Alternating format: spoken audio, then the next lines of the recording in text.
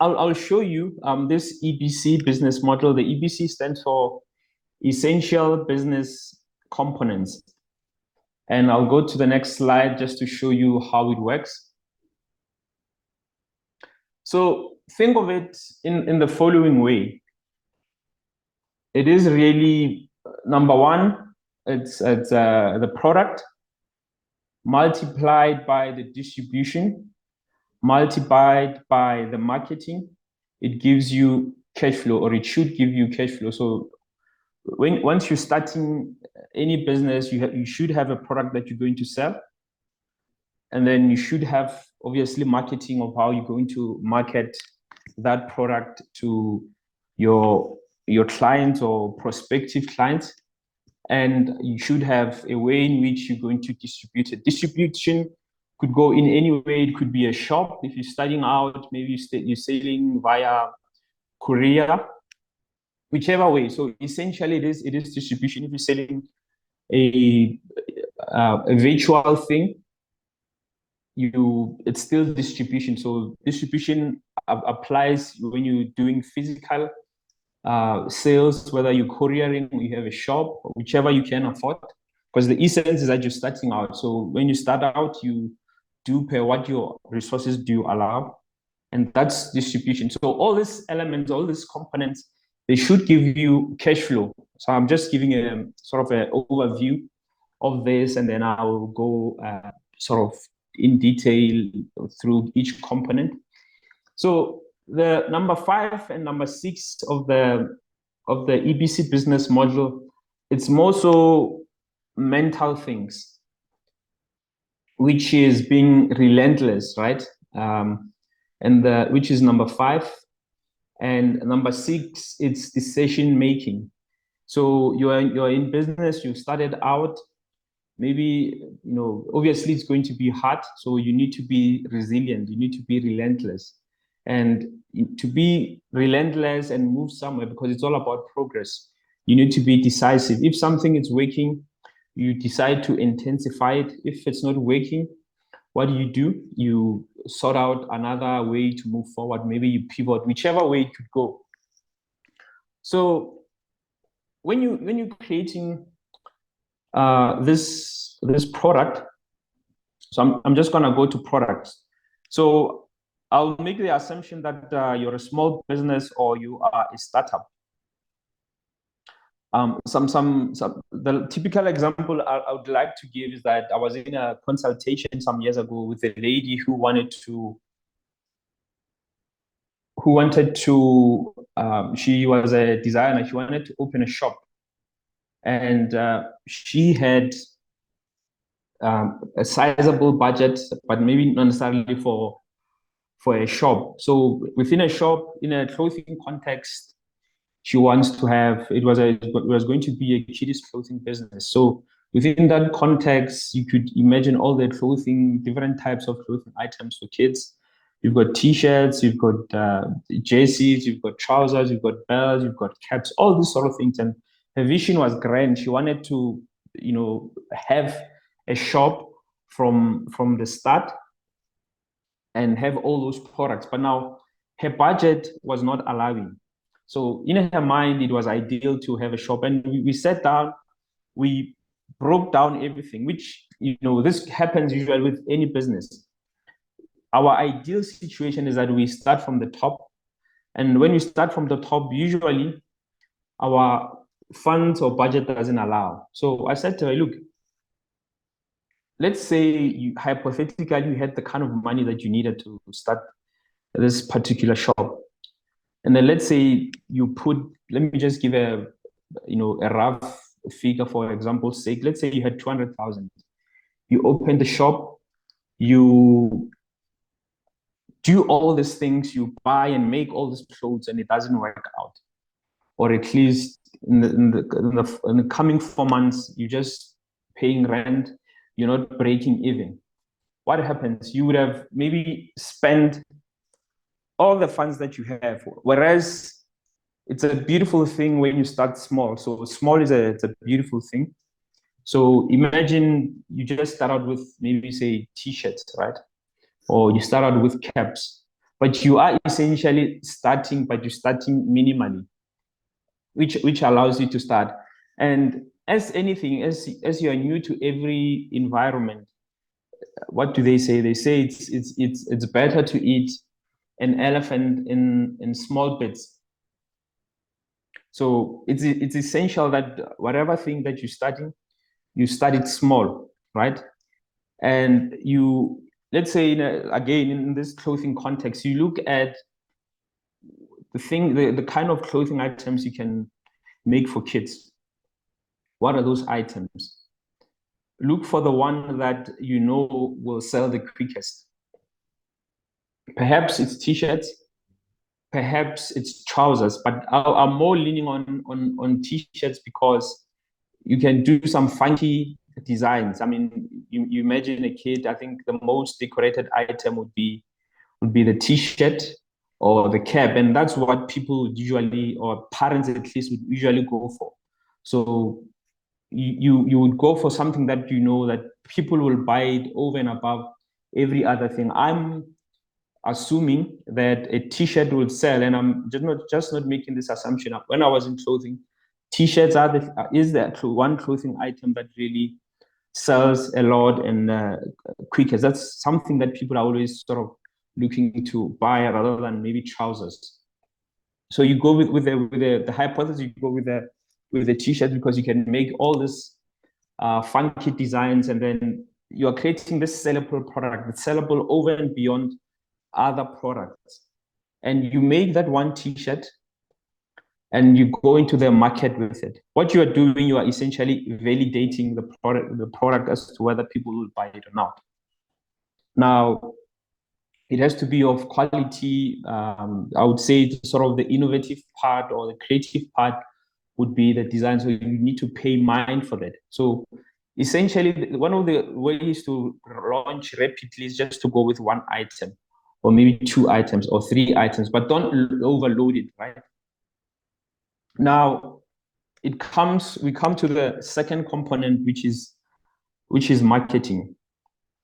Marketing, normally how they define it, they say you should go for your target market, which is okay. When you're making, say, t-shirts, still keeping up with the context, your market, it's parents, because if you're making clothing for kids, your market, it's the kids, but the decision makers are the parents. So you could say parents are sort of your target market, and then you can segment them. But I twist it around and say the following: you must mark your buying target. So you've identified that, well, it's parents, and maybe parents of a particular category. It depends on the price range at which you'll be selling your product. Well, you don't know, because you don't know whether they'll buy it at that price range. So everything is a test. So you allow yourself to actually test. So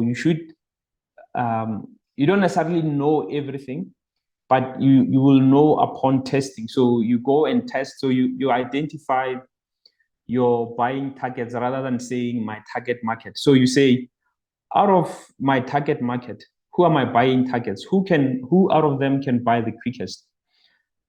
Is it teachers? Is it lawyers? Is it parents in Soweto? Is it parents in your hometown? Is it parents in town? You seek out who can buy the quickest. Why? Because if you are right and you go into the market, you test, and your assumptions, because it's clearly assumptions, your assumptions were right, and they buy the quickest, it means you've got instant what? Cash flow.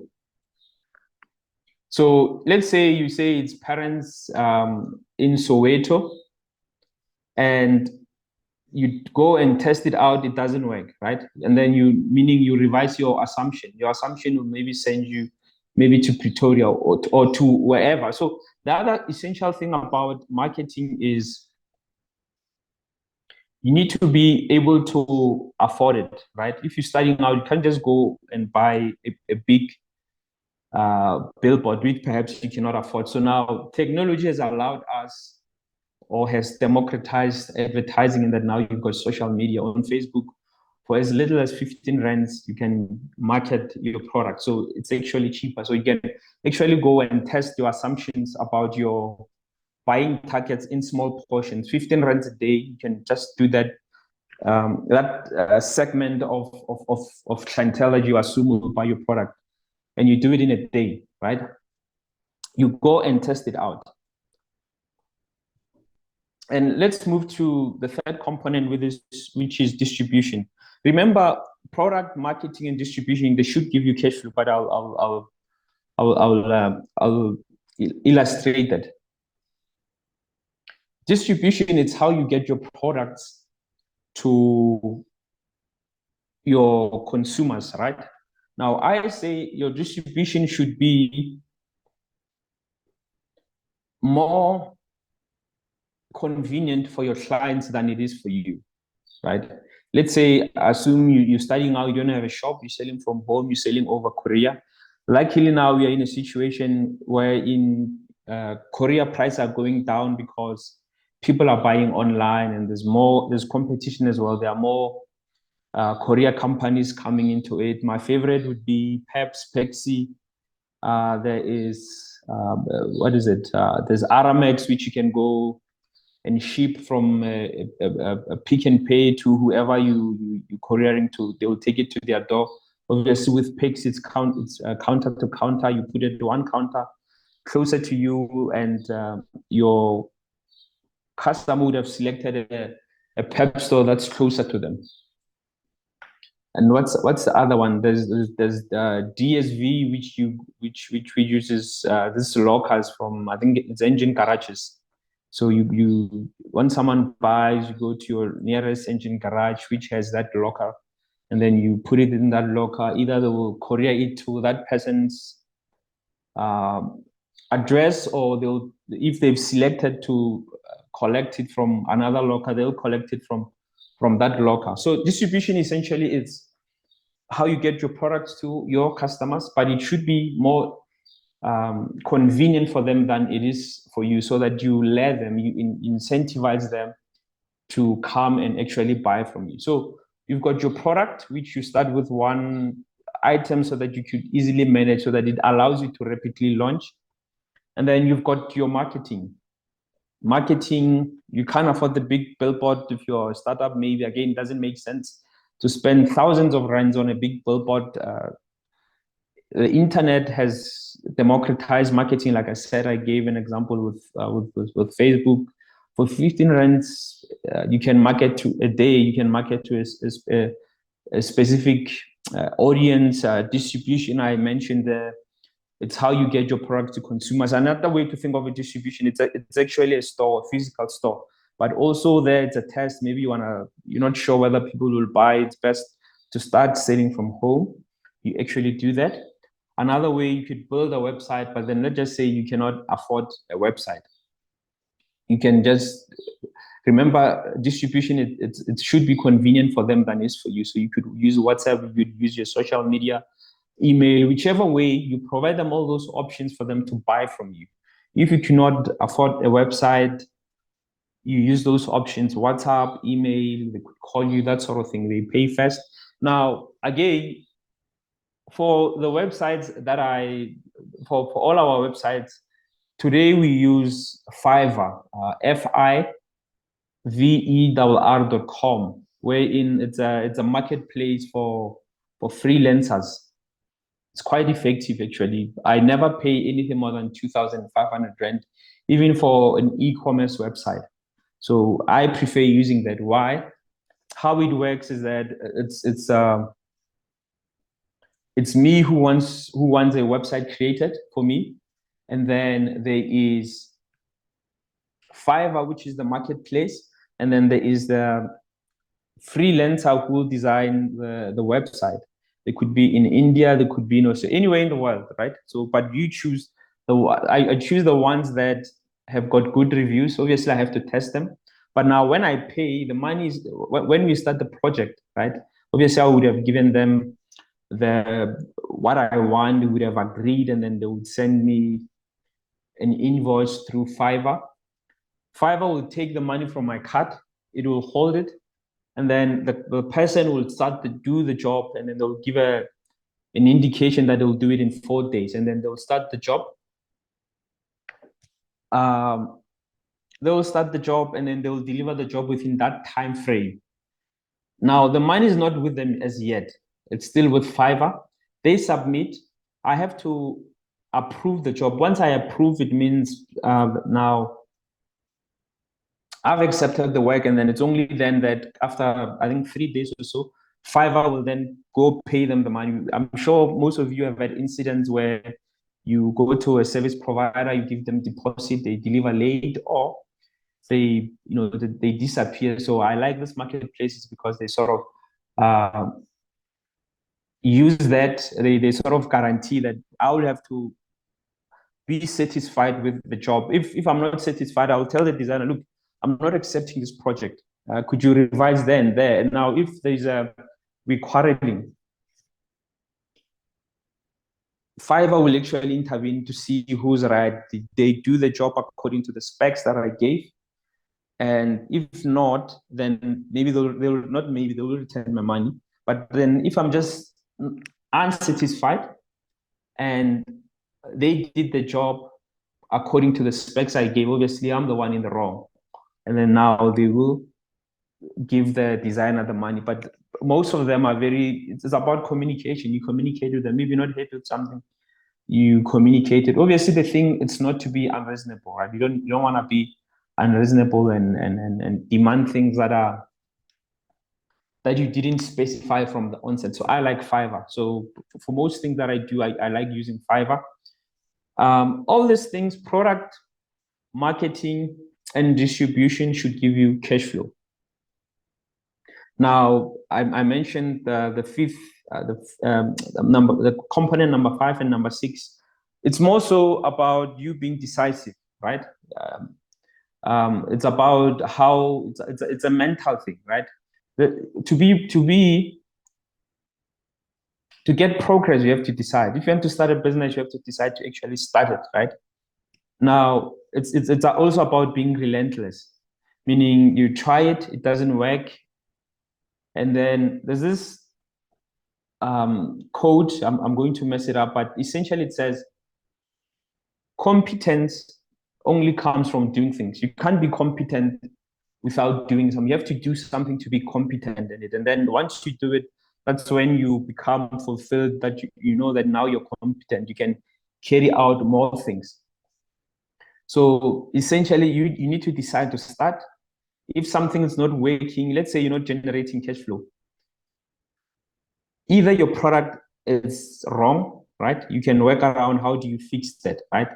Or your marketing is wrong, or your distribution is wrong. All these things you can figure out. You can interview your customers. You can interview people who, maybe ask your family and friends is always a good option to go to. They will tell you why they're not buying your product, right? Sometimes they buy because they're supporting you, but then now when a family member or a friend buys your product and they use it or they're excited about it, you can tell that actually this is a good product, because why people are excited about it. They're not just buying it from the point of them supporting you, but it's the point of they are happy to use the product, right? Let me see. Okay, so I'll get to that. I think just before I move, maybe let me just, if anyone has got questions, I will go on to. I'll take some, maybe if there was something you didn't understand around the EBC business model. There's still more to come, but I think let me just take 3 questions. If anyone here has got questions, I'll gladly take them. You can even type it into the chat. Could you spell the website? It's Fiverr, FIVERR.com. Just Google it. Google will sort out the spelling for you.